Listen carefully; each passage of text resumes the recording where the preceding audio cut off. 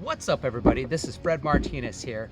I'm the author of What the Fred, and part of the continuation on what we've been discussing on the lessons, I'm getting into the aspects of focus. And here's a chapter that I wrote in the focus area. To achieve effective focus, it's essential to concentrate on what you want rather than what you think you need. Your focus should be crystal clear and captivating, drawing you towards it rather than having you push yourself towards it.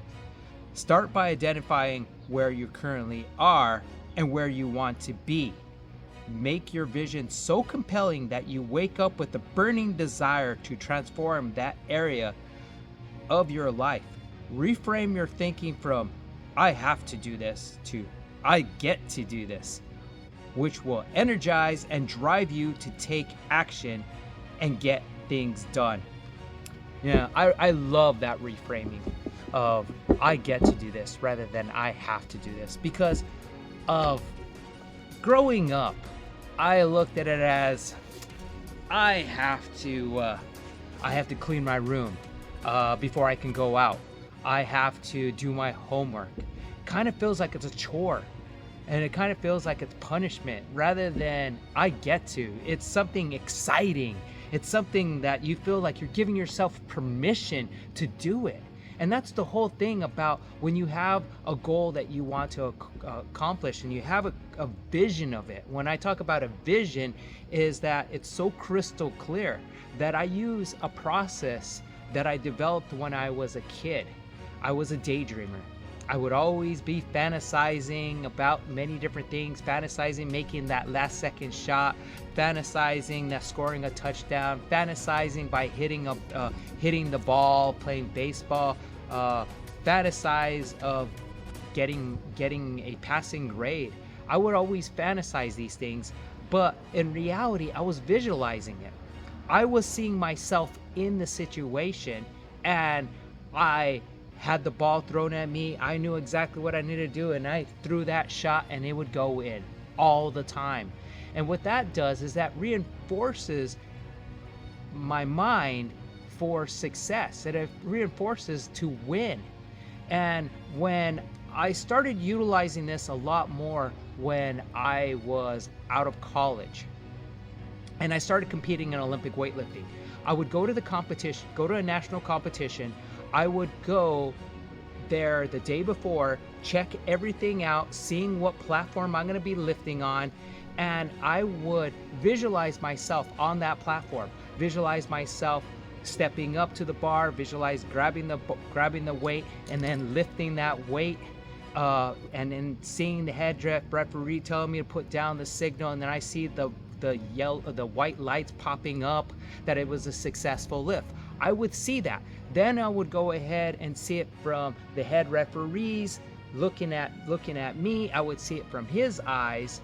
Then I would see it from the audience eyes. Then I would also see it from my competition of how they're seeing me when I'm competing. So these are things that I did in order to achieve success. And I would constantly do that with all my attempts, because when you're competing in Olympic weightlifting, you get 3 attempts for the snatch and you get 3 attempts for the clean and jerk. And if you don't get any of those attempts in the snatch, you're not able to compete in the second portion, which is the clean and jerk. So it's broken up into 2 different sections, and there's a time in between, so you can go ahead and get ready and get focused. It also gives the referees a little breather because they're sitting in those chairs, and they need to have a little break. I would visualize every single thing. I would visualize my warm-up attempts. I would visualize just being successful. I would visualize every single thing.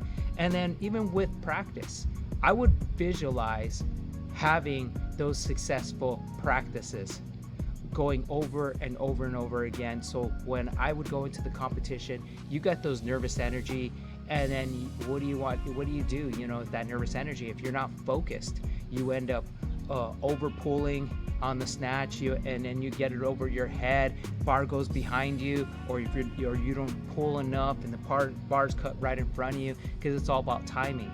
And it's because it's a head game. You're stuck in your head. So when you focus on things that you want to achieve in your life,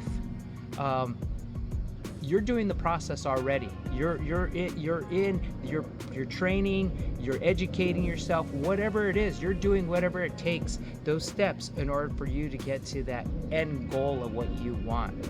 And regardless of whatever outcome that it is, you've already had a proven layers of success, of successful attempts. That's the way I looked at it as. Every time I would do this in a competition, it takes away the stress, it takes away the anxiety, and it just allows me to just be in that flow. So I just wanted to share with you that quick little tip about visualization. Like I said, how to use it is just visualize what you want or your desired outcome and start working backwards to it. And you have every single step that you need to do, and you visualize that over and over and over again. And there's studies that show this is effective. There was an individual that was, I don't know where I read this, but there was an individual that was in a POW in Vietnam, where everybody else had this certain focus on getting out by Christmas. Well, Christmas time came and went, they were let down, and they had this huge expectation, and then they had this huge realization that it wasn't going to come true. And what it did is it made their emotions go up and go down, up and down. And eventually what ends up happening is they get very depressed, and they end up getting sick, and then some of them passed away. Whereas this one individual, what he would do is every day he would visualize doing 18 rounds of golf, visualizing every single hole, every stroke that he was doing. He was visualizing it. He was visualizing who he was with. He was creating his own TV show. He was creating his own motion picture, his own sports center. If you think about that, he was doing that in his mind. And so when he finally did get released, and he was able to go onto the golf course without having any practice, he was able to have a good, successful outing in golf. Because your mind and your body, there's a connection. Your mind, body, and heart connection is all in line with each other.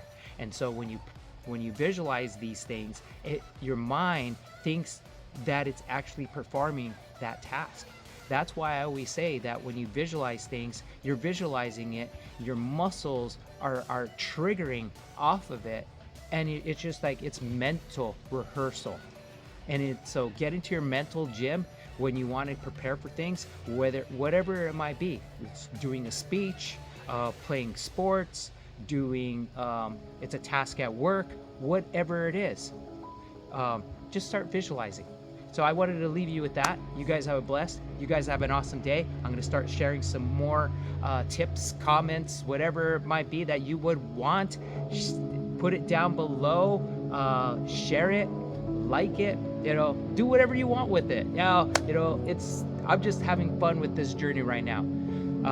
Once again, Fred Martinez. You guys have a blessed. You guys have an awesome day. Be about it instead of talking about it. And namaste.